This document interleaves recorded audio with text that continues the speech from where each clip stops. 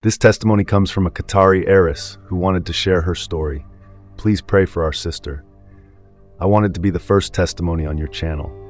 To share my story of sacrifice, of leaving everything behind for Jesus. I know I am not alone. That the price I paid, as steep as it was worth it. My name is Amira, though that is not the name I use anymore. I cannot tell you my real surname or show you my face, because even now, 3 years later, there are people looking for me. People who want to bring me back to Qatar, back to the life I left behind, back to the $300 million I walked away from. I know how that sounds. Who walks away from $300 million? Who leaves behind a family empire, a life of absolute luxury, a future secured by more wealth than most people see in 10 lifetimes? The old me would have called such a person insane, but now I understand, because I've met the one who is worth more than all of it. His name is Jesus, and this is the story of how he found me in the gilded cage of my father's world and set me free. I was born in Doha, Qatar, into a life most people only see in movies. My father, Hassan al-Rashid, built an empire from the ground up. He started with a single construction company in the 1980s, and by the time I was born in 1999, he owned half the luxury hotels in the Gulf region, had major stakes in natural gas exports, and controlled a real estate portfolio worth billions. Our family name opened doors across the Middle East. We were not royalty, but we were close enough that it made little difference. My childhood home was a palace in every sense but the official title. 32 rooms, imported Italian marble throughout, a staff of 47 people. My bedroom alone was larger than most apartments, with floor-to-ceiling windows overlooking the Persian Gulf. I remember standing at those windows as a little girl, watching the sun set over the water, turning everything golden, and thinking this was what the whole world must be like. Beautiful, perfect, untouchable. My mother, Yasmin, was the perfect wife for a man like my father. Elegant, educated at the Sorbonne, fluent in 5 languages. She managed our household with the precision of a Fortune 500 CEO, hosting dinners for dignitaries, sheikhs, and businessmen from around the world. I watched her glide through those events in designer abayas, her jewelry worth more than most people's homes, speaking French to diplomats and Arabic to religious leaders with equal grace. I had one sibling, my younger brother Khalid. He was born when I was 8 years old, and from the moment I first held him, I loved him with a fierceness that surprised even me. He was small and perfect, with huge brown eyes that seemed to see right into your soul. As we grew up, Khalid and I were inseparable. While I was being groomed to marry well and manage parts of the family business, Khalid was being prepared to take over everything. He was brilliant, kind, and had a curiosity about the world that our father both admired and tried to contain. Our lives followed a strict rhythm. 5 times a day, the call to prayer echoed through our home. We had our own private mosque on the grounds where an imam came to lead prayers and teach us the Quran. I memorized surah after surah, recited them perfectly, wore my hijab without complaint. My father was not a cruel man, but he was absolute in his expectations. We have been blessed with wealth, he would tell us, but that blessing comes with responsibility. We must be examples of Islamic virtue. The world watches families like ours. I never questioned it. Why would I? I had everything. At 16, I was sent to Oxford to study international business and economics. My father bought a flat in London where I lived with 2 housemaids and a driver. I spent my days in lecture halls and libraries, my evenings at halal restaurants with other wealthy Middle Eastern students. I came home with a first-class degree and returned to Doha to begin my real education, learning the family business. By the time I was 23, I sat in on board meetings, managed our hospitality division's marketing, and represented the Al Rashid name at conferences across the region. I was good at it. I loved the challenge, the strategy, the power of building something. My father was proud. "You have your mother's grace and my mind for business," he told me once. "You will do great things, Amira." But there was one thing I couldn't control, one area where I had no say, my future marriage. When I turned 22, my father informed me that he had been in discussions with the al-Mansouri family. Ibrahim al-Mansouri was a high-ranking diplomat, and his son Rashid was being groomed for a political career. A marriage between our families would be a dynasty in the making. "You'll meet him next month," my father said. It wasn't a question. I met Rashid 6 times before our engagement was announced. He was handsome, educated, polite. He spoke about politics and economics with intelligence. He would be a good husband by every measure my world valued. I didn't love him, but love wasn't the point. This was about legacy, about family, about the future. I accepted the ring, smiled for the photographs, and began planning a wedding that would cost more than most people earn in a lifetime. Everything was perfect. Everything was planned. My 25th birthday was approaching, the date when my personal trust fund, worth $300 million, would be fully released to me. The wedding was set for 2 months after that. My future was a golden road stretching out before me, paved with certainty and wealth. And then Khalid got sick. It started with headaches. Khalid was 16, in his final year at the American School of Doha, preparing for university. He'd always been healthy, athletic, full of energy. But that September, he began complaining of headaches that wouldn't go away. At first, we thought it was stress from his studies. Then came the dizzy spells, the nausea. The day he collapsed during a football match, everything changed. My father had him taken to the best hospital in Doha, where they ran every test imaginable. I remember sitting in that sterile waiting room, my mother clutching her prayer beads, my father pacing like a caged lion. When the doctor finally came out, his face told us everything before he spoke a word. "I'm sorry," he said quietly. "It's a glioblastoma, a very aggressive brain tumor." The words didn't make sense at first. Tumor, cancer, brain, Khalid, my baby brother who was supposed to live forever, who was supposed to take over the empire, who had his whole life ahead of him. The doctor continued talking about treatment options, survival rates, clinical trials, but I couldn't hear anything over the roaring in my ears. "How long?" my father asked, his voice hollow. The doctor hesitated. "Without treatment, perhaps 3 months. With aggressive treatment, we might extend that to a year, maybe 18 months. But Mr. Al-Rashid, I must be honest. This type of tumor at this stage, in someone so young, the prognosis is not good." My mother's sob echoed through the hallway. I sat frozen, unable to cry, unable to move. This couldn't be real. This couldn't be happening. My father went into action immediately. If money could fix this, he would fix it. Within a week, we had consulted with specialists in Germany, Switzerland, and the United States. We flew Khalid to MD Anderson in Houston, where he began an aggressive regimen of chemotherapy and radiation. My father rented a luxury apartment near the hospital, and my mother stayed there full-time. I flew back and forth between Doha and Houston, managing business during the week and spending weekends by my brother's bedside.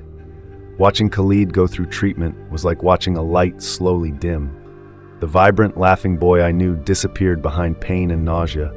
His thick black hair fell out in clumps, his skin turned gray. His eyes, those beautiful brown eyes, became hollow with suffering. But he never complained. Even at 16, facing death, Khalid had more courage than anyone I'd ever known. "I'm going to beat this, Amira," he told me one evening as I sat beside his hospital bed. His voice was weak but determined. "I have too much to do still. I'm going to live." I held his thin hand and nodded, forcing myself to smile. "Of course you are. You're a fighter." But the treatments weren't working. After 3 months of chemotherapy, the tumor had barely shrunk. The doctors suggested an experimental treatment, a clinical trial that might give us more time. We said yes to everything, anything. My father would have bought the hospital if he thought it would save his son. It was during this time that everything changed. Not with Khalid's health, which continued to deteriorate despite every treatment, every prayer, every bargain we tried to make with Allah. No, what changed was something I never expected. Something that would shake the foundations of everything I believed. Khalid's hospital room was private, but the oncology ward was small, and we got to know the other families. There was a teenage girl from Mexico who painted during her chemotherapy sessions, an elderly man from New York who told jokes to make the nurses laugh. And then there was Emmanuel. Emmanuel was 14, a small, thin boy from Nigeria whose family had somehow scraped together enough money to bring him to Houston for treatment. He had the same diagnosis as Khalid, the same aggressive tumor, the same grim prognosis. His mother stayed in a cramped room at a nearby church, taking buses to visit him every day. They had none of our resources, none of our connections, yet there was something about them that drew my attention. They were always smiling. Even in the worst moments, even when Emmanuel was sick from the treatment, his mother would sit beside him reading from a worn Bible, singing hymns in a language I didn't understand. Emmanuel's room, just down the hall from Khalid's, seemed to glow with something I couldn't name. Peace? Hope? I didn't know. I only knew that every time I walked past, I felt a strange pull, a curiosity I tried to suppress. Khalid noticed too. "That kid Emmanuel," he said to me one day. "He's always happy. How is he always happy?" I shrugged, uncomfortable with the question. I don't know. Maybe it's their culture. But it wasn't culture. It was something else, something that became impossible to ignore the day everything changed. It was a Tuesday morning in early December. I had flown in from Doha the night before and arrived at the hospital around 9. My mother was in Khalid's room, and I was bringing them coffee when I heard the commotion. Nurses were running down the hall toward Emmanuel's room. Doctors were shouting orders. My heart sank. I knew what this meant. We'd seen it before with other patients. The end was coming. I stood frozen in the hallway, clutching the coffee cups, unable to move. My mother emerged from Khalid's room, her face pale. "What's happening?" I think it's Emmanuel," I whispered. We waited, expecting the worst. But then, after 15 minutes, the activity stopped. The doctors emerged looking confused rather than grief-stricken. One of them was shaking his head, staring at a chart in disbelief. Emmanuel's mother came out of the room, and to our shock, she wasn't crying. She was laughing, her hands raised to the ceiling, tears streaming down her face as she praised God in English and her native Igbo. "He's healed," she shouted to everyone and no one. "Jesus healed my boy, the tumor is gone." I felt my blood run cold. That was impossible. Glioblastomas didn't just disappear. I'd read every article, consulted with every doctor. These tumors didn't heal spontaneously. They killed. They always killed. But over the next 2 days, the story spread through the ward. The doctors had run new scans, CT, MRI, everything. The tumor that had been eating away at Emmanuel's brain was gone. Not shrunk, not reduced, gone. Completely. The medical team had no explanation. They used words like spontaneous remission, an unprecedented case, but Emmanuel and his mother had only one explanation. Jesus healed him, she told anyone who would listen. We prayed and he answered. 3 days later, Emmanuel was discharged. Before he left, he came to say goodbye to Khalid.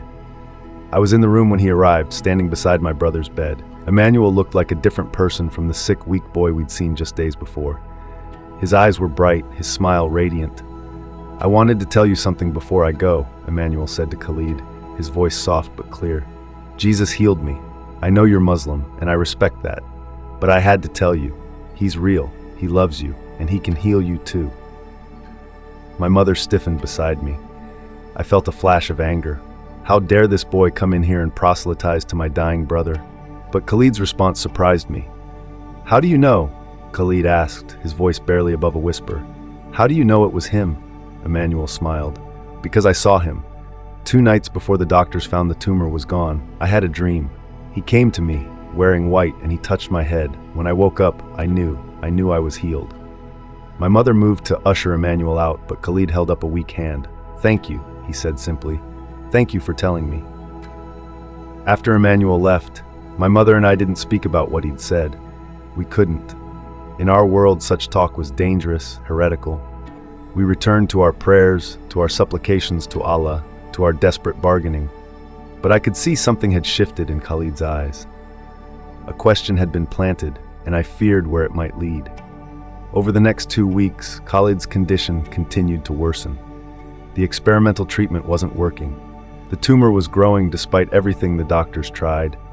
We were running out of options, and everyone knew it, even Khalid.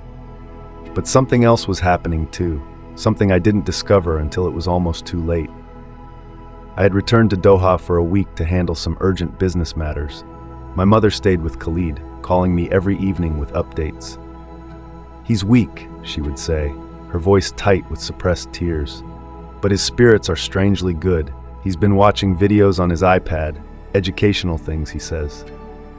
When I flew back to Houston 2 days before Christmas, I went straight to the hospital. My mother had gone back to the apartment to rest, and I found Khalid alone in his room. He looked terrible, his skin almost translucent, his body so thin I could see every bone. But when he saw me, his face lit up. "Amira," he whispered, "I'm so glad you're here. I need to talk to you." I pulled a chair close to his bed, taking his hand carefully. "What is it, Habib? Are you in pain? Should I call the nurse?" No, he said quickly. "It's not that. Amira, I need to tell you something, and I need you to listen. Really listen. Don't get angry. Don't shut me down, please." My stomach tightened with apprehension. "Okay, I'm listening." He took a shaky breath. "I've been watching videos about Christianity, about Jesus. Amira, I think Emmanuel was right. I think Jesus is real." The words hit me like a physical blow. I pulled my hand back instinctively, looking around to make sure no one had heard. "Khalid, you can't say things like that. You're sick. You're not thinking clearly." "I'm dying, Amira," he interrupted, his voice stronger than I'd heard it in weeks. "I'm dying and I know it. The doctors know it. Everyone knows it. And I've spent the last 2 weeks asking myself, what happens after? Where do I go? Allah feels distant. The prayers we've said, they don't bring peace. But when I watch these testimonies, when I hear about Jesus..." He paused, tears filling his eyes. "I feel something, Amira. Hope, love, like maybe there's more than just death waiting for me." I stood up, my own tears threatening to spill over. "Khalid, please, you're talking about apostasy. Do you know what that means? What would happen if Father heard you say these things? If the Imam back home knew?" "I don't care," he said simply. "What can they do to me that cancer isn't already doing? Amira, I'm not afraid of them. I'm afraid of dying without knowing the truth." I couldn't respond. I turned away, staring out the window at the Houston skyline, trying to process what my baby brother had just confessed. This was impossible. This was a nightmare. First, we were losing him to cancer. Now we were losing him to this? "Amira," he said softly behind me, "will you do something for me? Will you pray to Jesus? Ask him to heal me? If he's real, if he really has power, he'll answer. Just try. Please." I turned back to him, my heart breaking. "I can't. Khalid, I can't. It's shirk. It's the unforgivable sin. I can't pray to anyone but Allah." He nodded slowly, disappointment clouding his face. "I understand, but I'm going to pray. I'm going to ask him. And Amira, if he heals me, will you believe?" I couldn't answer. I just stood there, torn between my love for my brother and the terror of what he was asking. Finally, I whispered, "Just rest, Khalid. We'll talk more later." But we didn't talk more later. Because 3 days later, on December 28th, everything changed forever. It was just after midnight when my mother's scream woke me. I was staying at the apartment, having insisted she get some real sleep in a real bed. But something had pulled her from sleep, some instinct, and she'd called the hospital. Khalid's vitals were crashing. We needed to come now. We made it to the hospital in 15 minutes, my mother in the back seat reciting Ayat al-Kursi over and over, her voice breaking with sobs. I drove in silence, my hands gripping the steering wheel so hard my knuckles were white. "Not yet," I kept thinking. "Please, not yet." When we burst into Khalid's room, my father was already there. He'd been staying at a hotel closer to the hospital. Khalid was surrounded by doctors and nurses, machines beeping frantically, someone calling out numbers I didn't understand. But as soon as Khalid saw us, he weakly waved them back. "Stop," he whispered. "Please, stop." The lead doctor looked at my father, who stood frozen by the wall. "Mr. Al-Rashid, we can still..." "No," Khalid said, louder this time. "No more. I want to talk to my family, please." The doctor hesitated, then slowly nodded. "I'll give you some privacy." One by one, the medical staff filed out, leaving just the four of us. My mother rushed to Khalid's side, grabbing his hand, her tears falling on his blanket.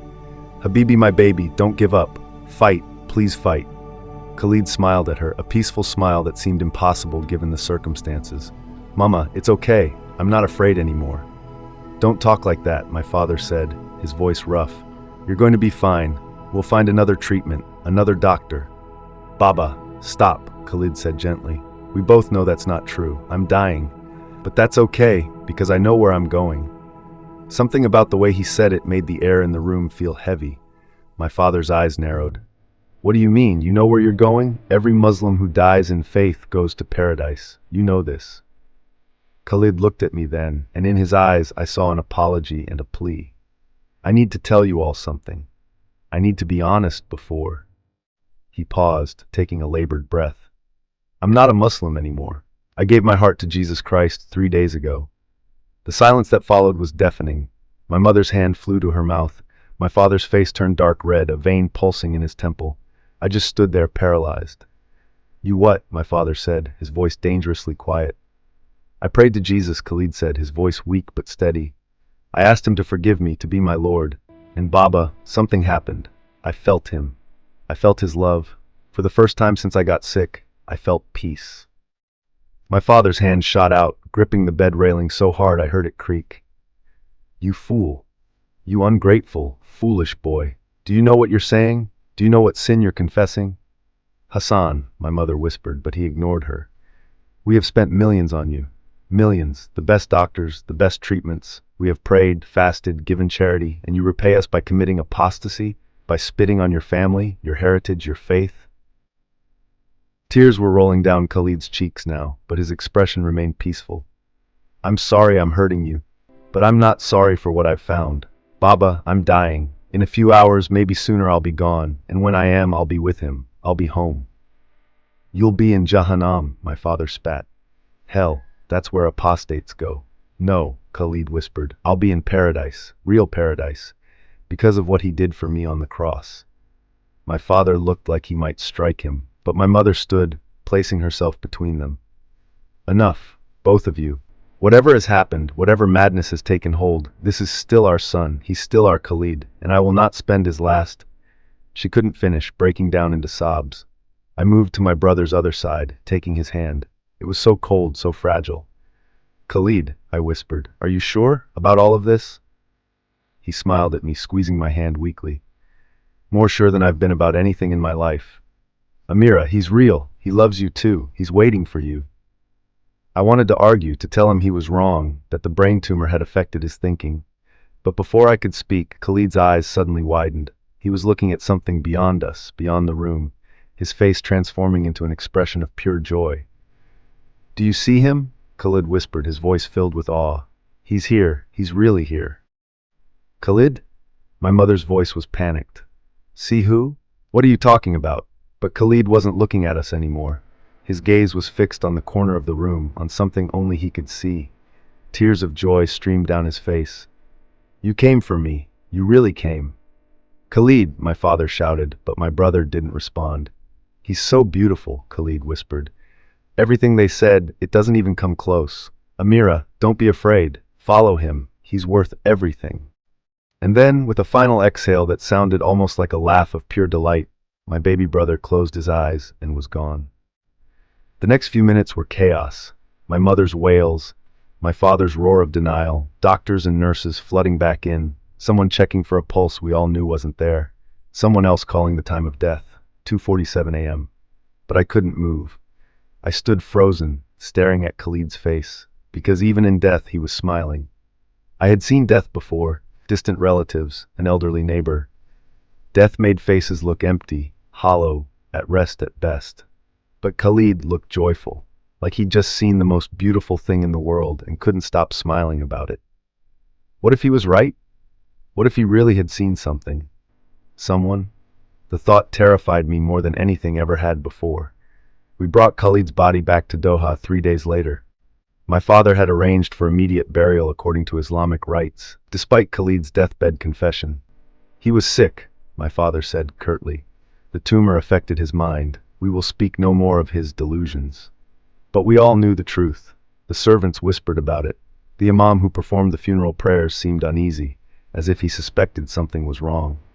My mother moved through the proceedings like a ghost, her eyes vacant, her movements mechanical. She had lost her son, yes, but she had also heard his final funeral words. Was massive, both as befitting a family of our status. Hundreds of people came to pay their respects. Business associates, religious leaders, government officials. They praised Khalid's intelligence, his potential, his character. They offered the standard condolences. Allah's will. May he find paradise. He is in a better place. I stood beside my parents, dressed in black, accepting embraces and murmured sympathies.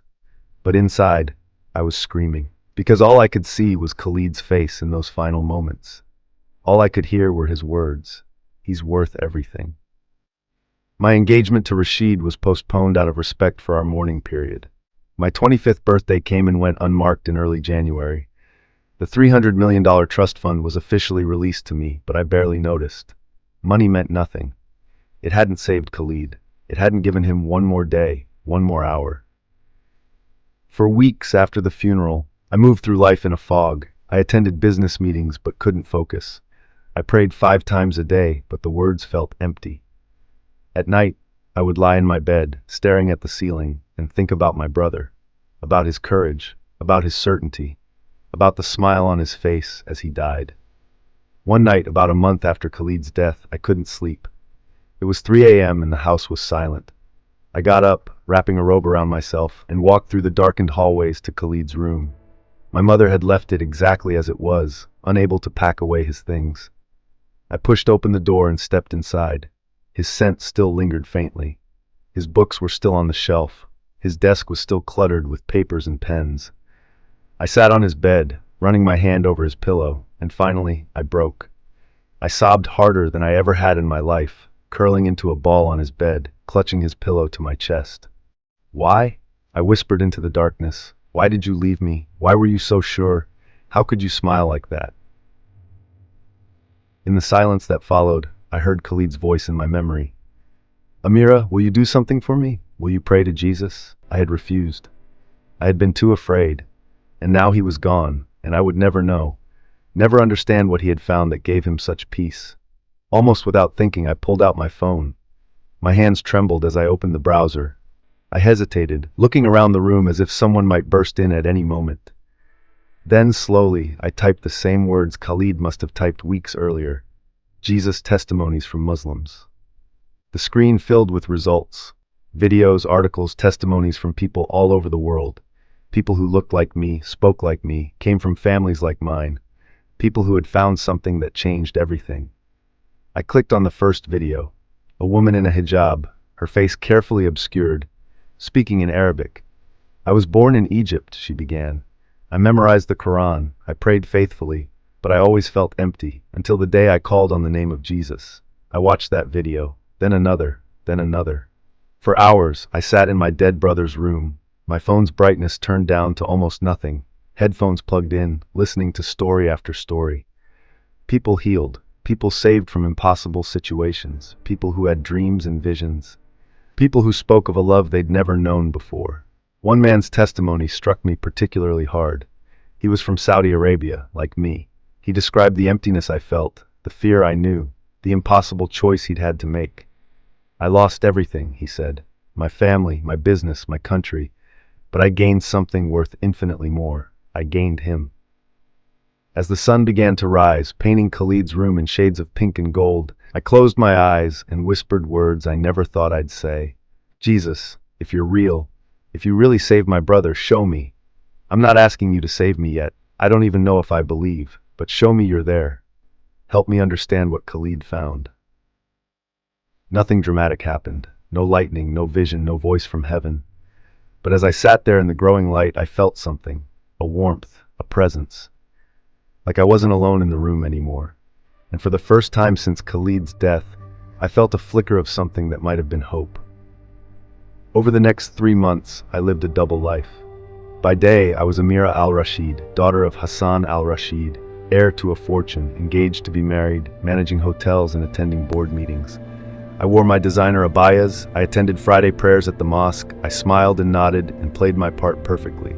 But by night, I was someone else. Someone desperately searching for truth in places I'd been taught never to look.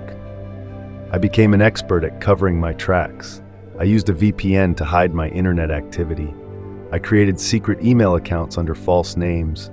I watched Christian videos and sermons with headphones in, the screen dimmed to almost nothing, my finger always hovering over the home button in case someone knocked on my door. I read the Bible on my phone, in apps disguised as something else, swiping away frantically if a servant entered. The more I learned, the more everything I thought I knew began to unravel. I read the Gospels for the first time, and Jesus' words leap off the screen. "Come to me, all you who are weary and burdened, and I will give you rest." I was weary, I was burdened, Could he really offer rest? I learned about the crucifixion, about the resurrection, about grace and forgiveness that wasn't earned but freely given. It was so different from everything I'd been taught. In Islam, paradise was earned through deeds, through strict adherence to the law, through good works outweighing bad. One wrong step and you could end up in Jahannam. But Jesus offered something else, a gift. Salvation not through what we do, but through what he did. It was too good to be true, it had to be. But then I would remember Khalid's face, his smile, his absolute certainty. And I would wonder. I discovered online communities of secret believers in the Middle East. People who, like me, couldn't reveal their faith without risking everything. I read their stories, their struggles, their joy despite the danger. One woman wrote, "I may have to hide my Bible, but no one can take Christ from my heart. He is with me always, even in the silence." I wanted that. I wanted what they had, what Khalid had found. But I was terrified. The fear was everywhere. In Qatar, apostasy wasn't just religiously forbidden, it was legally dangerous. Even for someone of my status, maybe especially for someone of my status. If it became public that Hassan al-Rashid's daughter had left Islam, the scandal would be enormous. My father's business relationships depended on his reputation as a good Muslim. I would destroy him, destroy my family, and there was more to lose. My inheritance, my engagement, my home, my name. In our world, if you were disowned, you became nothing. No one would speak to you. No business would hire you. You would be a ghost, erased from every record, every memory. Could I give up everything for something I wasn't even sure I fully believed yet? But the seed that had been planted was growing. I couldn't stop it. I started noticing things I'd never paid attention to before. The emptiness in the eyes of people at the mosque, the fear that undergirded everything, the constant worry about measuring up, about being good enough. The way Allah was presented as distant, unknowable, waiting to judge. Jesus was different. In everything I read, he was close. He was love. He was the shepherd seeking the lost sheep, the father running to embrace the prodigal son. He wasn't waiting for me to earn my way to him. He was pursuing me. One night in late March, I had a dream. I was in a vast desert, alone, the sun beating down mercilessly. I was thirsty, so thirsty, and I could see water in the distance. I ran toward it, but it kept moving further away. I was exhausted, my legs giving out, and I collapsed in the sand, certain I was going to die there. Then I felt a hand on my shoulder. I looked up, and there was a man dressed in white. His face was kind, his eyes full of compassion. He held out a cup of water. "Drink," he said simply. I took the cup and drank, and it was the sweetest water I'd ever tasted. As I drank, I felt strength returning to my body. When I looked up to thank the man, he smiled. "I am the living water," he said. "Whoever drinks from me will never thirst again." I woke up with tears on my face, my heart pounding. I knew who the man was. I knew who had been pursuing me all this time. That night, April 2nd, at 3:17 a.m., according to my phone, I knelt beside my bed in the darkness of my room. My hands were shaking. My whole body was trembling. I had watched enough testimonies to know what I needed to do, but the weight of it terrified me. "Jesus," I whispered, my voice barely audible even to myself. "I don't know how to do this. I don't know the right words. But Khalid knew you, he saw you, and I want to know you too." Tears streamed down my face as I continued. I'm sorry for taking so long. I'm sorry I was too afraid to pray for Khalid when he asked. I'm sorry for every time I walked past your name and ignored it. Forgive me, please forgive me." I took a shaky breath. "I believe you died for me. I believe you rose from the dead. I believe you're the Son of God, the way, the truth, the life. I don't understand all of it yet, but I believe, and I give you my life, all of it. Whatever that means, wherever that leads, I'm yours." The moment I spoke those words, something shifted. I can't describe it except to say that the emptiness I'd carried my entire life, the hollow space I'd tried to fill with achievement and wealth and status, suddenly wasn't empty anymore. It was like a dam breaking, like light flooding into a dark room. I felt loved, truly, unconditionally loved in a way I had never experienced before. I collapsed onto the floor, sobbing, but they were different tears now. Not tears of grief or fear, but of relief, of joy, of coming home after being lost for so long. "Thank you," I kept whispering. "Thank you, thank you, thank you." I don't know how long I stayed there on the floor. When I finally stood, my legs weak, my face wet with tears. I looked at myself in the mirror. I looked the same. Same face, same body, same expensive nightgown, but everything was different. I was different. I was a Christian, a follower of Jesus Christ, in Qatar, in my father's house, and I had no idea what came next. The next few weeks were the strangest of my life. Outwardly, nothing changed. I still attended business meetings, still met with Rashid to discuss wedding plans that had been rescheduled for August, still accompanied my parents to social events. But inside, everything was transformed. I started reading the Bible voraciously, staying up until dawn, devouring it like someone who had been starving and finally found food. The Gospels, the Epistles, the Psalms, every word felt alive, personal, meant for me. I found verses that seemed written for my exact situation. Do not be afraid of those who kill the body but cannot kill the soul. Matthew 10:28. For whoever wants to save their life will lose it, but whoever loses their life for me will find it. Matthew 16:25. In this world you will have trouble, but take heart, I have overcome the world. John 16:33. I prayed constantly, silently throughout the day. In meetings I would pray for wisdom. In the car, I would pray for courage. Alone in my room, I would pray for my family, for their eyes to be open the way mine had been. I found an online community of secret believers in the Gulf region, people whose faces I would never see, whose real names I would never know, but who became my lifeline. We would chat in encrypted apps, sharing prayer requests, encouraging each other, celebrating small victories and mourning defeats. One woman, who called herself Sarah, had been a secret Christian for 7 years. The hiding is hard, she wrote to me, but you learn to carry his light inside you. They can control your actions, your words, but they cannot touch your heart. That belongs to him alone. I started to understand what she meant. I couldn't go to church, couldn't worship openly, couldn't even own a physical Bible, but I could love people the way Jesus loved. I could show grace. I could be different in small, quiet ways. I became more patient with the servants. I started really seeing them, learning their names, asking about their families. I gave generously to the Filipina housemaid whose son needed surgery, not as charity but as an act of love. I spoke kindly even when I was frustrated. Small things, secret things, but they mattered. My mother noticed. "You've changed since Khalid," she said one day as we had tea together on the veranda. "You're softer somehow, more peaceful." I nearly choked on my tea, terrified that she suspected. "I'm trying to honor his memory," I managed to say, "to be the kind of person he would be proud of." She reached over and squeezed my hand. "He would be very proud of you, Habibti." If only she knew the truth. My relationship with Rashid became increasingly difficult. He was a good man by worldly standards, educated, successful, respectful. But every time we met to discuss the wedding, I felt like I was being buried alive. How could I marry him? How could I stand in a mosque and pledge my life to a man I didn't love, binding myself to a future that would require me to hide who I really was forever? But what choice did I have? If I broke the engagement, questions would be asked. If I told the truth about why, everything would explode. So I smiled and nodded and approved flower arrangements and menu selections, all while praying desperately for a way out.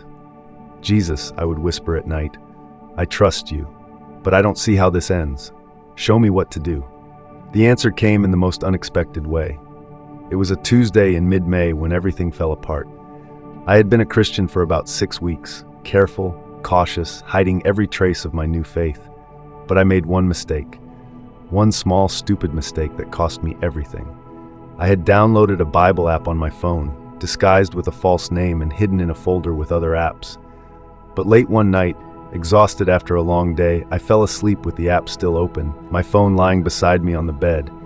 I woke to someone shaking my shoulder. It was Fatima, one of the older housemaids, the woman who had helped raise me. "Miss Amira, your mother needs you. There's an issue with..." She stopped mid-sentence. I followed her gaze and felt my blood turn to ice. My phone screen was still lit, and clearly visible was the Gospel of John, chapter 3, verse 16. "For God so loved the world that he gave his one and only Son, that whoever believes in him shall not perish, but have eternal life." Fatima's eyes widened. For a long moment, we just stared at each other. Then she looked away quickly. I didn't see anything," she whispered. "Please, Miss Amira, be more careful." She hurried out of the room, closing the door behind her. My hands shook as I closed the app and deleted it immediately. But the damage was done. Fatima knew, and while she had been kind, had pretended not to see. I knew how gossip spread in our household, how long before someone else found out, how long before it reached my father. I waited in terror for 3 days. Every footstep in the hallway made my heart race. Every knock on my door made me jump, but nothing happened. Fatima said nothing, did nothing, and I began to breathe a little easier. Then came Friday. We had guests that evening, a business associate of my father's and his family. I played the gracious daughter, serving coffee, making small talk, smiling at appropriate moments. After dinner, I excused myself and went upstairs to my room, exhausted from the performance. I didn't notice that I had left my journal on my desk. The journal where I wrote my prayers, my thoughts, my questions about faith. The journal whose first page read, "My Journey with Jesus Christ." I was in my bathroom when I heard my door open. I came out to find my mother standing in my room, my journal in her hands, her face white as death. "Mama," I started, but she held up a hand to silence me. "What is this?" Her voice was barely a whisper, trembling with shock and horror. "Amira, tell me this isn't real. Tell me this is some kind of research project, some kind of..." She couldn't finish. My mouth opened, but no sound came out. This was the moment I had dreaded, the confrontation I had prayed would never come, at least not yet. Not like this. "You have to tell me," my mother said, tears starting to stream down her face. Have you? She couldn't even say the word. I could have lied. I could have made up an excuse, said I was studying comparative religion, said Khalid's death had made me curious about other faiths, but it meant nothing. I could have preserved my secret for a little longer. But as I stood there, looking at my mother's devastated face, I felt a strange calm settle over me. A voice in my heart, gentle but firm. "Tell the truth." "Yes," I said quietly. "It's real. I'm a follower of Jesus Christ." My mother's knees buckled. She sat down hard on my bed, the journal falling from her hands. No, Amira, what have you done? What have you done to yourself, to us?" "Mama, please listen. Your father," she gasped, her face crumbling. "Oh Allah, your father. This will kill him. Amira, the shame, the disgrace. How could you, after everything, after Khalid already?" She stopped, new horror dawning in her eyes. "Khalid, that's why he said those things. He wasn't delirious. He really, and you followed him into this madness." "It's not madness," I said, my own tears falling now. "Mama, I've found something real, something true. Jesus is..." "Don't," she shouted, pressing her hands over her ears. "Don't say that name in this house. Don't you dare." She stood abruptly, backing toward the door. "I have to tell your father. He'll know what to do. Maybe it's not too late. Maybe we can fix this before anyone else finds out. We'll bring the imam. He'll counsel you, help you see reason." "Mama, please," I begged. "Don't tell him yet. Give me time to..." "Time," she laughed, a bitter, broken sound. "Time for what? For you to destroy us completely? The wedding is in 3 months, Amira. 3 months. What do you think Rashid's family would say if they knew? What do you think happens to your father's business relationships with the royal family when they discover his daughter is an apostate?" She grabbed the doorknob, then turned back to me one last time. "I'm going to tell your father, tonight, and you need to prepare yourself to renounce this, all of it, or..." Her voice broke. "Or I don't know what will happen to you." She left, closing the door behind her. I heard her footsteps rushing down the hallway, heard her calling for my father. I sat down on my bed, surprisingly calm. This was it. Everything was about to come crashing down. And somewhere deep inside, beneath the fear, I felt a flicker of something else. Relief. My father came to my room 30 minutes later. I had spent that time on my knees, praying for courage, for wisdom, for the right words. When I heard his footsteps in the hallway, heavy and deliberate, I stood to face him. He entered without knocking, my mother trailing behind him, her face swollen from crying. My father's expression was terrible to behold, a mixture of rage and something that looked almost like grief. "Is it true?" His voice was deadly quiet. "What your mother told me, is it true?"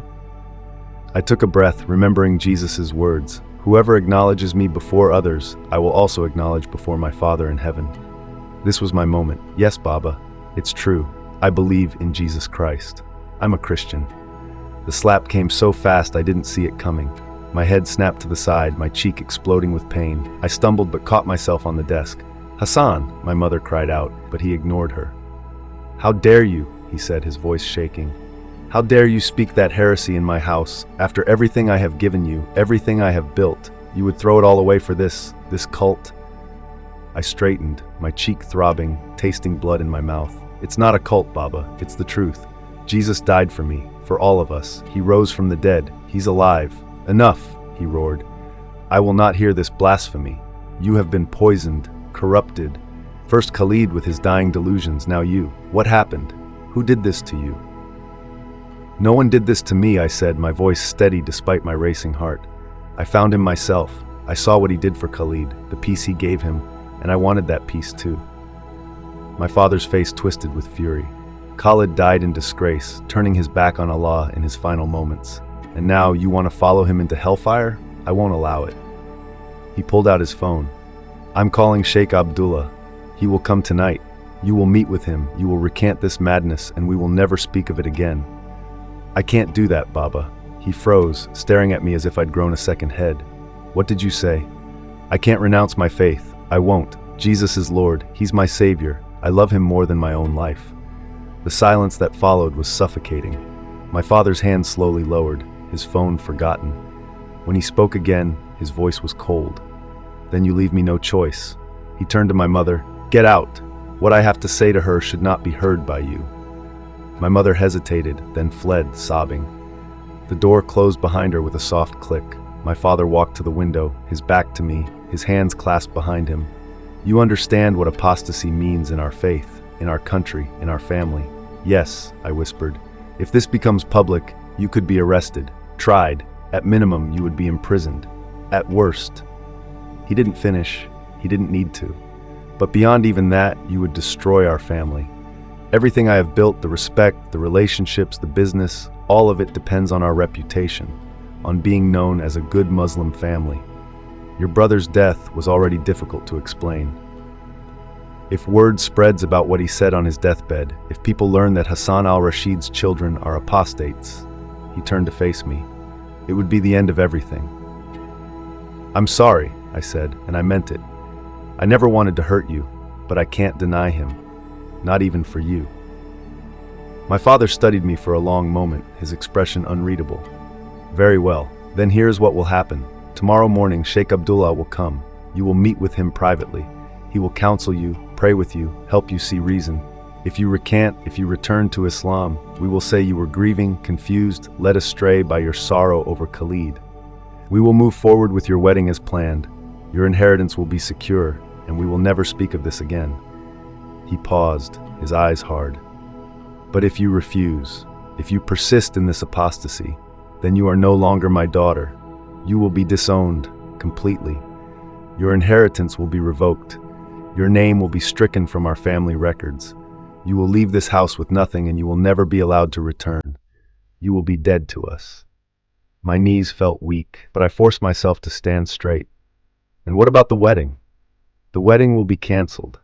I will tell the Al-Mansouri family that you have become mentally unstable, that Khalid's death has broken your mind. They will pity us rather than blame us. Rashid will be spared the shame of being associated with an apostate." He stepped closer to me. $300 million, Amira. Your entire inheritance, your home, your family, your future, everything. Gone. You will have nothing. You will be nothing. And for what? For a dead prophet that Christians worship as God? "He's not dead," I said softly. "He's alive, and he's not just a prophet. He is God." My father's face hardened. "Then you are a fool. Sheikh Abdullah will be here at 9 tomorrow morning. You have until then to come to your senses. I suggest you spend the night in prayer, asking Allah for guidance and forgiveness." He walked to the door, then paused. Without turning around, he said, "I loved you, Amira. You were my pride, my joy. I had such plans for you." His voice cracked slightly. "I don't understand how I lost both my children to this madness." He left, closing the door behind him. I heard the lock click. I was a prisoner in my own room. I collapsed onto my bed, my whole body shaking. The enormity of what was happening crashed over me like a wave. Tomorrow I would have to choose. Everything I had ever known or Jesus. my family, my wealth, my future, or him. $300 million. I thought about what that money could buy. Security for life, the ability to help thousands of people, freedom to travel anywhere, do anything, be anything. It was more money than I could spend in 10 lifetimes. And I was being asked to walk away from it all. For the first time since my conversion, I felt real doubt. Not doubt about Jesus, not doubt about whether he was real or whether I truly believed, but doubt about whether I had the strength to do this, to lose everything. Jesus, I whispered into the darkness, I'm so scared. I don't know if I can do this. It's too much. It's too hard. In the silence that followed, I heard no audible voice, but a verse came to my mind, one I had memorized weeks earlier. For where your treasure is, there your heart will be also. Where was my treasure? Was it in the bank accounts, in the trust fund, in the Al-Rashid name? Or was it in the man who died on a cross for me, who rose from the grave, who had transformed my emptiness into joy? I thought about Khalid's smile as he died, about the testimonies I'd read of people who had lost everything for Christ and called it gain, about Jesus' own words, what good is it for someone to gain the whole world, yet forfeit their soul? I prayed through the night, wrestling with God like Jacob wrestled with the angel. I thought about my mother's tears, my father's disappointment, the life I would be leaving behind, the uncertainty of what came next.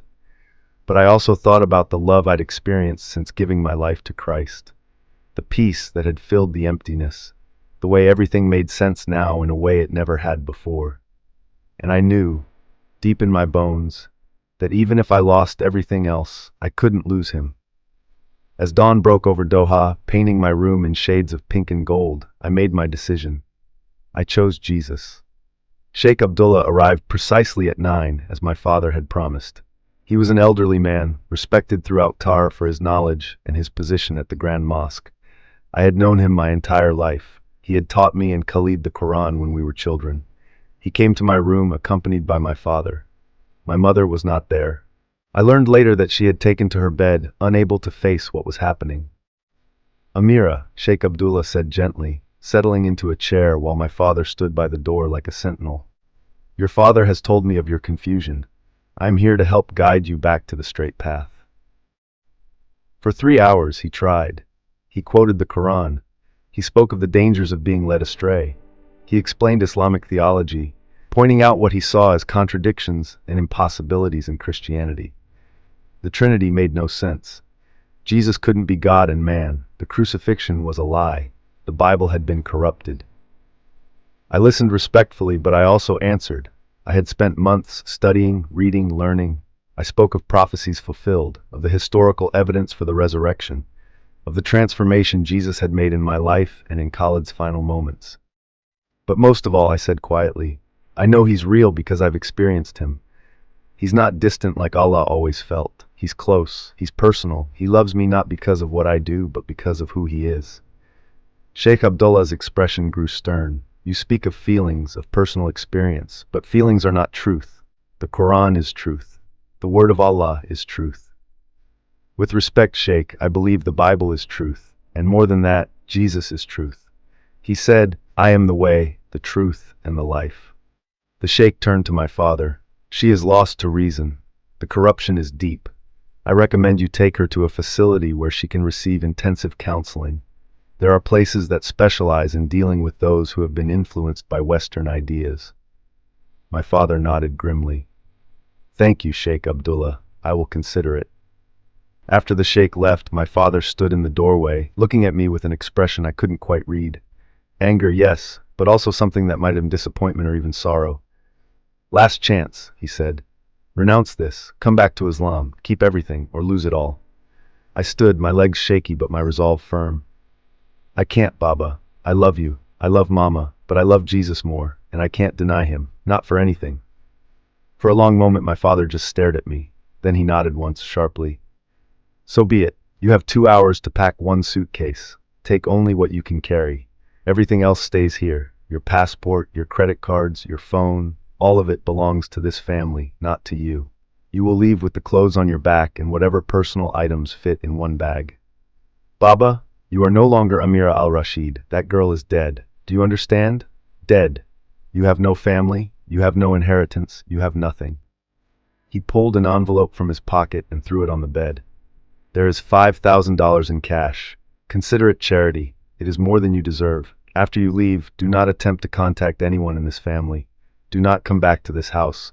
If you approach any of us, I will have you arrested for harassment. My eyes filled with tears. Baba, please, can't we? 2 hours, he said coldly. After that, security will escort you out. If you are still here, they will remove you by force. He left, closing the door with a finality that echoed like a gunshot. I sat on my bed, staring at the envelope of cash, trying to process what had just happened. I had known this was coming, had prepared for it, but the reality was so much harsher than I had imagined. I was being erased, deleted from my own family as if I had never existed. My hands shook as I pulled out my suitcase and began to pack. What do you take when you can only take one bag? What matters when everything else is being stripped away? I packed clothes, practical things, nothing fancy. My laptop, hoping my father wouldn't think to confiscate it. The few photos I had of Khalid, which I hid in my clothes. A small prayer journal where I had written thoughts and prayers over the past weeks. The cash from the envelope. As I packed, I kept stopping, sitting on the bed, trying to comprehend the magnitude of what I was doing. $300 million. Gone. My family, gone. My name, my identity, my entire life, gone. Jesus, I whispered, tears streaming down my face. I hope you're worth it. I'm giving up everything for you. Please don't let me regret this. But even as I said it, I felt that familiar peace wash over me, a whisper in my heart. I am with you, always. There was a soft knock on my door. I tensed, expecting security, but it was Fatima who entered. Her eyes were red from crying. Miss Amira, she whispered, glancing behind her to make sure no one was listening. I heard what happened. I'm so sorry. You knew, I said suddenly, remembering that night she had seen my phone. You knew, and you didn't tell anyone. She nodded, tears spilling over. My sister, she is a Christian, in the Philippines. She has tried to tell me about Jesus for years, but I was too afraid to listen. When I saw your phone that night, I knew, and I couldn't betray you. She pressed something into my hand, a piece of paper with an address and a phone number. This is a contact in Dubai. They help people like you, people who have to leave because of their faith. They can help you get somewhere safe. I stared at the paper, then at her. Thank you. Thank you so much. She hugged me quickly, then pulled back. Your brother in the hospital, he really saw Jesus? Yes, he did. She nodded slowly. Then maybe my sister is right. Maybe he really is. She couldn't finish, too afraid to say it even in a whisper. But she squeezed my hand once more before slipping out of the room. When the 2 hours were up, I took one last look around my bedroom. The room I had grown up in, the room where I had laughed and cried and dreamed, the room where I had knelt and given my life to Christ. I picked up my suitcase, took a deep breath, and walked out. My father was waiting at the bottom of the stairs, flanked by 2 security guards. My mother was nowhere to be seen. I learned later that she couldn't bear to watch me leave. Do you have anything belonging to the family? My father asked coldly. Phone, credit cards, jewelry? I had already removed everything. I handed him my phone, my wallet with all the family cards, even the small gold necklace he had given me for my 16th birthday. He took them without comment, passing them to one of the guards. The car will take you to the airport, he said. You have a ticket to Dubai. After that, you are on your own. Do not come back to Qatar. You are not welcome here. I wanted to say something, to tell him I loved him, to beg him to understand, but the words stuck in my throat. He wouldn't want to hear them anyway. As I turned to leave, I heard a sound from the top of the stairs. My mother was there, one hand pressed to her mouth, tears streaming down her face. Our eyes met for one long moment. I saw love there, and grief, and something that might have been understanding. Then she turned and disappeared down the hallway. The car ride to the airport was surreal. I sat in the back seat, clutching my suitcase, watching Doha pass by outside the window. The gleaming skyscrapers, the luxury hotels my family owned, the mosque where I had prayed for years, the life I was leaving behind. At the airport, the driver handed me my ticket, one way to Dubai, and left without a word.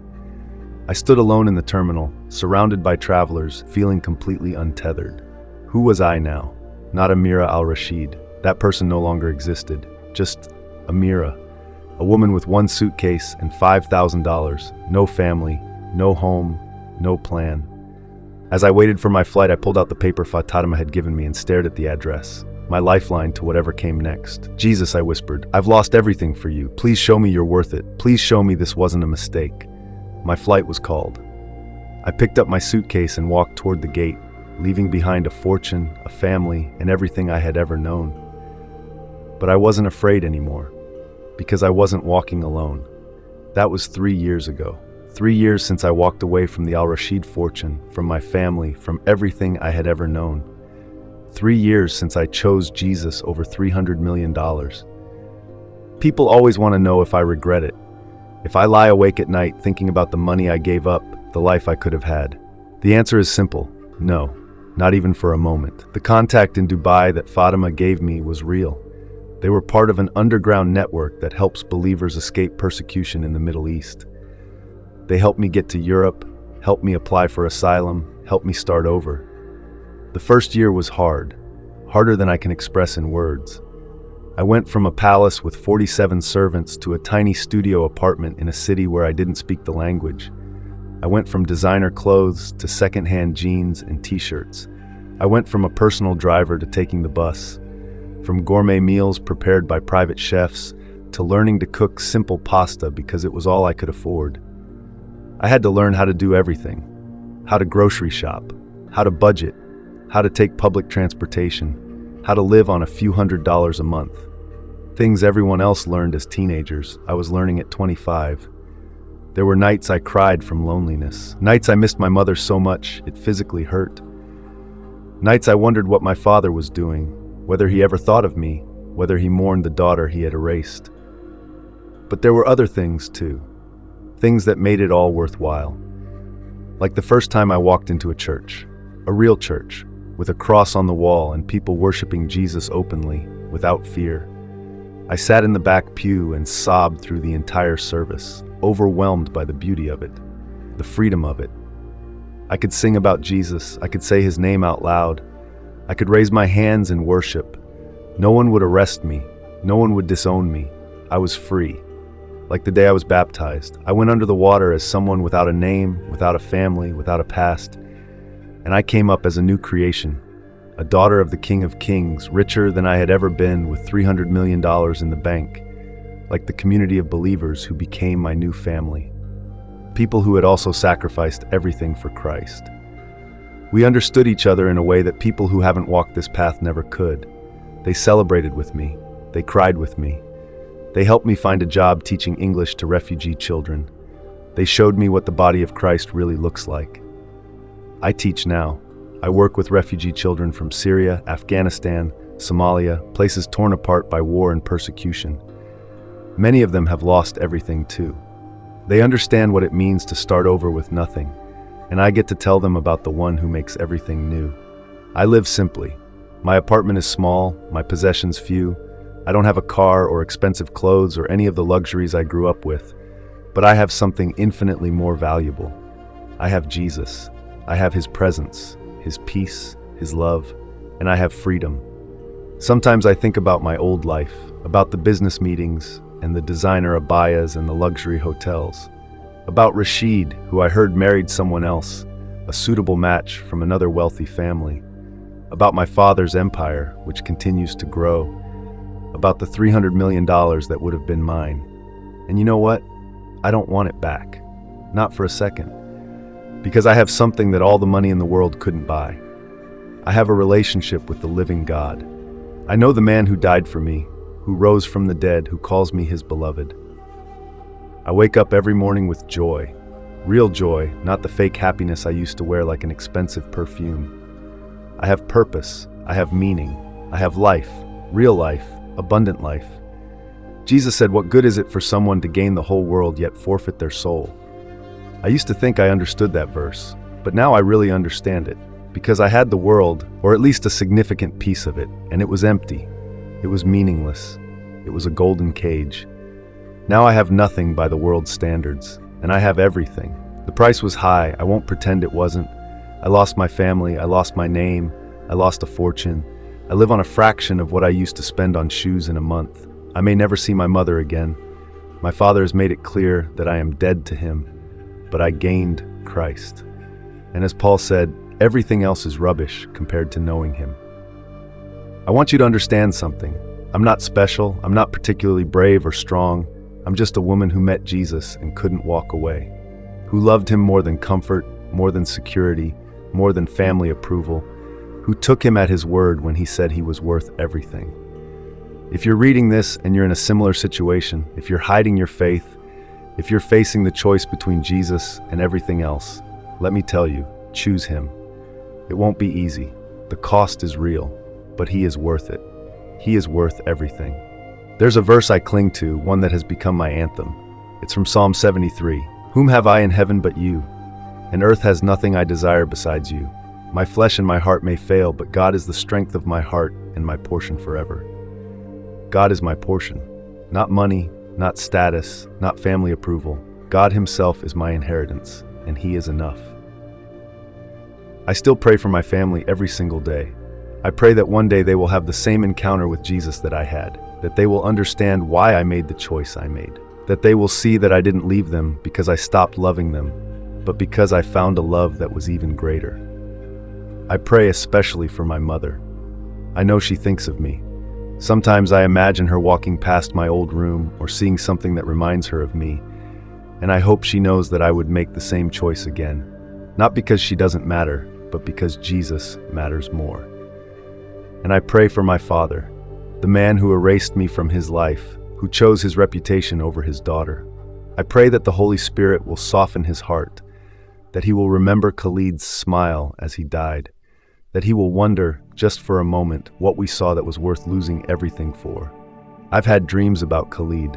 In them, he's healthy and whole, glowing with joy. He always says the same thing: "You made the right choice, Amira. I'm so proud of you." I don't know if they're really messages from him or just my subconscious, but they bring me comfort either way. Sometimes people from my old life find out what happened to me. The story spread, as scandals do in wealthy circles. Hassan al-Rashid's daughter, the apostate who walked away from $300 million. I'm sure they think I'm insane. I'm sure they shake their heads and say, what a waste, what a tragedy. But I'm not a tragedy. I'm a miracle. I'm a testament to the transforming power of Jesus Christ. I'm proof that he is more valuable than all the treasures of this world. Last month, I received a message through an encrypted app. It was from someone who claimed to know my family. They said my mother keeps a photo of me hidden in her prayer room, that she prays for me every night, though she would never admit it to my father, that she tells Allah she doesn't understand what I've done, but she still loves me. I cried when I read that. Because even though I can't see her, even though I may never see her again in this life, love remains. And that gives me hope. Hope that love might one day lead her to the source of all love, to Jesus. If you've made it this far in my story, thank you.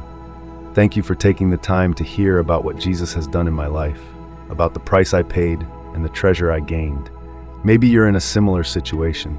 Maybe you're from a Muslim background or another faith, and you're curious about Jesus. Maybe you've already given your heart to him, but you're hiding it, terrified of what might happen if people find out. Maybe you're standing at the same crossroads I stood at, being asked to choose between him and everything else. I want to tell you what I wish someone had told me. It's worth it. Whatever you have to give up, whatever you have to walk away from, he is worth it. The peace, the joy, the love, the purpose, the relationship with the God of the universe who knows your name and calls you his beloved, it's worth everything. Yes, there will be loss. Yes, there will be pain. Yes, there will be nights when you cry yourself to sleep, missing the life you left behind, the people you lost. I won't lie to you and say it's easy, but there will also be mornings when you wake up and remember that you're free. Really, truly free. Free from the weight of trying to earn your salvation. Free from the fear of never being good enough. Free to love and be loved by the one who made you, who died for you, who calls you by name. If you're reading this and you don't know Jesus yet, I want to tell you about him. He's not a distant God who watches your every move, waiting to punish you. He's not a cosmic judge keeping score of your good deeds and bad deeds. He's a savior who left heaven to come find you. who died a brutal death on a cross to pay for your sins, who rose from the dead 3 days later, defeating death itself, who is alive right now, waiting for you to call on his name. You don't have to clean up your life first. You don't have to be good enough. You just have to come to him as you are and say, I believe, I need you, save me, and he will. I promise you, he will. If you're reading this and you're already a Christian, but you've never had to sacrifice for your faith, I want to ask you, what would you give up for Jesus? If you had to choose between him and your comfort, your career, your family's approval, your financial security, what would you choose? I'm not saying everyone will be called to give up what I gave up, most won't, but I am saying that Jesus deserves to be loved more than anything else in our lives. And sometimes that love requires sacrifice. Don't wait until you're faced with an ultimatum to decide where your treasure really is. Decide now. Choose now. Fall so deeply in love with Jesus that nothing else compares. Then when the tests come, and they will come in various forms for all of us, you'll be ready. To my brothers and sisters who are secret believers in Muslim countries or other restricted areas, I see you. Jesus sees you. You're not alone. Keep the faith. Keep trusting him. He knows your situation. He knows the danger you're in, and he will never abandon you. Use every bit of freedom you have to grow in him. Read his word in secret. Pray constantly. Find other believers online if you can't connect in person. Let his light shine through you in small ways, even if you can't speak his name openly. Your hidden faith is not less valuable than open faith. God sees your heart, and that's what matters. And if the day comes when you're forced to choose, when your secret is discovered and you face the same ultimatum I faced, remember this: he is worth it. Whatever they take from you, they can't take him. Whatever you lose, you gain Christ. And that is more than enough. It's been 3 years since I walked out of my father's house with 1 suitcase and $5,000. 3 years since I lost my name, my family, my fortune. 3 years since I became nobody in the eyes of the world. And they've been the best 3 years of my life. I'm not rich. I'm not famous. I don't have an impressive title or a corner office. I live in a small apartment and take the bus to work. I shop at thrift stores and count my euros carefully at the grocery store. But I wake up every morning with a smile. I pray without fear. I worship without hiding. I read my Bible openly on the bus, and when people ask me about it, I get to tell them about Jesus. I have brothers and sisters in Christ who love me, who are my real family now. I have purpose and meaning and joy. Last week I led one of my students to Christ. She's a 13-year-old girl from Syria who has lost everything to war. Her parents are dead. She lives in a refugee center. She has nothing. But after I shared my testimony with her, she prayed with me and gave her heart to Jesus. "Do you think he really loves me?" she asked, tears streaming down her face. "Even though I have nothing, even though I'm nobody." I held her hands and looked into her eyes. "You're not nobody. You're a daughter of the King. And yes, he loves you more than you can possibly imagine. I gave up $300 million for him. You know why? Because he's worth infinitely more than that." She smiled through her tears, and I thought about how far that $5,000 had come. It had sustained me for the first few months until I found work. But it was nothing compared to the riches I had gained in Christ. And now I got to share those riches with a little girl who needed hope. This is what I gave up my fortune for moments like this, for the privilege of pointing others to Jesus, for the joy of seeing people encounter the same love that transformed me. Sometimes I wonder what my life would be like if I had made the other choice. If I had renounced my faith, married Rashid, taken my inheritance, I'd be living in a palace right now. I'd have servants and drivers and unlimited shopping accounts. I'd be managing hotels and attending galas and taking private jets to Paris for the weekend. But I would be empty. I would be living a lie. I would be denying the one who gave everything for me. I would be rich in money and poor in soul. No amount of wealth is worth that. Jesus once told a story about a merchant who found a pearl of great price. He sold everything he had to buy it.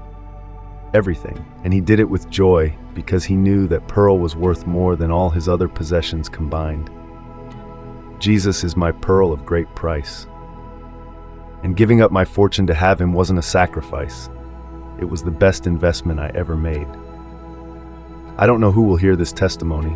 Maybe someone in Qatar who knew my family and heard whispers about what happened to Hassan al-Rashid's daughter. Maybe someone in a similar situation, standing at the same crossroads I faced. Maybe someone who has never had to sacrifice anything for their faith, but needs to understand that Jesus is worth any cost. Whoever you are, wherever you're reading this from, I want you to know, Jesus is real, He's alive, He loves you, and He is worth everything. The world will tell you that security comes from money, from family approval, from status and success. But I had all of those things, and they didn't satisfy. They didn't heal the emptiness inside me. Only Jesus could do that. I gave up $300 million. I lost my family. I lost my name. I lost everything the world says matters. And I would do it again in a heartbeat. Because I gained something infinitely more valuable. I gained Christ. I gained eternal life. I gained a peace that surpasses understanding. I gained a joy that doesn't depend on circumstances. I gained a Father who will never disown me, a family that will never reject me, and a home that can never be taken away. This world and its treasures are temporary. They're dust, they're vapor, but Jesus is eternal. And when I stand before Him one day, when this short life is over and I enter eternity, I won't regret the fortune I walked away from. I'll only rejoice that I chose Him. If you're facing the same choice I faced, if you're being asked to choose between Jesus and something else, family, career, security, wealth, reputation, I'm begging you, choose Jesus. The cost is real, but He is worth it. Trust me, I know. And if you don't know Jesus yet, if you've read this whole story and you're curious about the man I gave up everything for, I want to invite you to meet Him. It's simple. Just talk to Him. Tell Him you believe He died for you and rose again. Ask Him to forgive you and be your Lord. Surrender your life to Him. He won't disappoint you. He won't abandon you. He won't erase you or disown you or stop loving you. He will never leave you or forsake you. He is faithful, always. My name used to be Amira al-Rashid, daughter of Hassan al-Rashid, heir to a fortune. Now I'm just Amira, daughter of the King of Kings, heir to an eternal inheritance that can never perish, spoil, or fade. And I wouldn't trade that for all the money in the world. Jesus is my treasure. He is my portion. He is my everything, and He is worth it. He is worth it all. For where your treasure is, there your heart will be also. Matthew 6:21. What good is it for someone to gain the whole world, yet forfeit their soul? Mark 8:36. I consider everything a loss because of the surpassing worth of knowing Christ Jesus my Lord, for whose sake I have lost all things. I consider them garbage, that I may gain Christ. Philippians 3:8.